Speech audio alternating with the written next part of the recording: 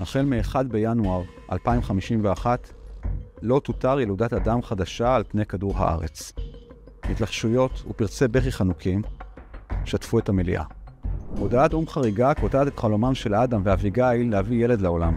הרחק מאוד ממדריך צלילה בשם לוקאס מקבל תפנית דרמטית לחייו. הוא מקבל הצעה מהאוליגרך אצלו הוא עובד שאם הוא יקבל אותה, היא עשויה להשפיע על פני האנושות כולה לנצח. אנתרופוקן, התינוק האחרון, הוא ספר מתח, דיסטופי, בדיוני, אבל מאוד מאוד מציאותי.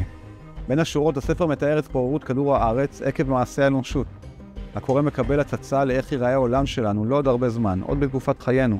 נושאים כמו התחממות גלובלית, קיימות וההשפעה שלהם על חיי היום-יום נשארים הרבה אחרי שהשורה האחרונה בספר נקראה. אני דן עוגן, מנהל שיווק גלובלי ואבא למיה, אלמה ויונתן. זה ספר הביקורים שלי. אני מאמין שכשאתה משאיר אחריך משהו בעולם, כדאי שזה יהיה משהו בעל משמעות. אם הצלחתי דרך הסיפור הזה להזיז מישהו משגרת היום לרגע, ונחשוב על מה שקורה פה ועשוי לקרות, אני מאמין שזו התחלה של משהו טוב.